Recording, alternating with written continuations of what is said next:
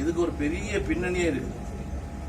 இது இப்போ மாட்டை அழிக்கிறாங்க, கடைசியில் நாட்டை அழிக்கிறாங்க, நம்ம அழிப்பாங்க. அவ்வளவுதான். வருகின்ற பாராளுமன்ற பின்னணி பெரிய சதிவலை.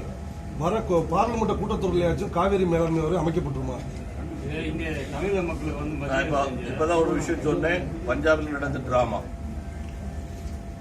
நான் சொல்றது வந்து அரசியலுக்காக சொல்லவில்லை, தப்பிக்கிறதுக்காக உள்ள விஷயம் ஒன்று கிடையாது.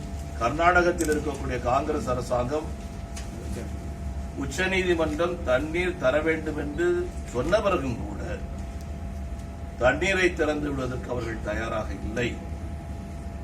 அதை தட்டி கேட்பதற்கு ஜனநாயகத்தின் மீது நம்பிக்கை இருக்கிறது என்று சொல்லக்கூடிய காங்கிரஸ் கட்சிக்கு தைரியம் இல்லை.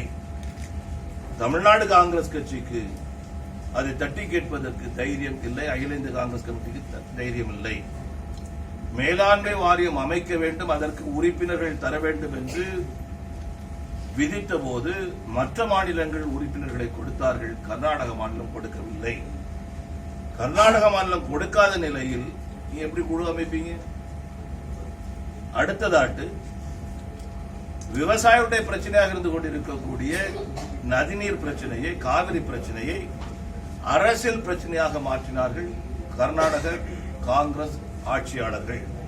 காரணம், எப்ப தேர்தல் வந்தாலும் அவர்கள் தோற்று போய்விடுவார்கள் என்ற நிலைமையில் இருக்கின்றனர்.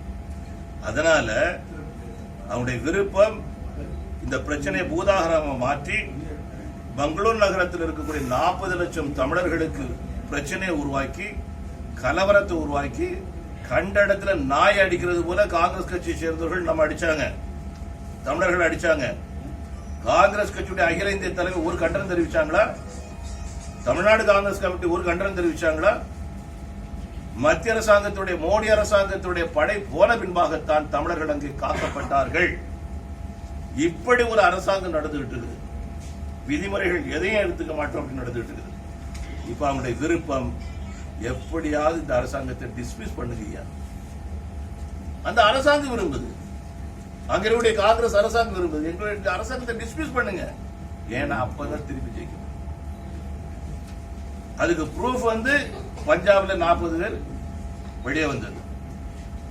மீண்டும் இவங்களை கொண்டு வச்சுக்கிட்டு என்னைக்கு உங்களுக்கு தண்ணி கிடைக்கும், என்னைக்கு உங்களுக்கு தீர்வு கிடைக்கும்? மத்திய அமைச்சர் சதானந்தாவோட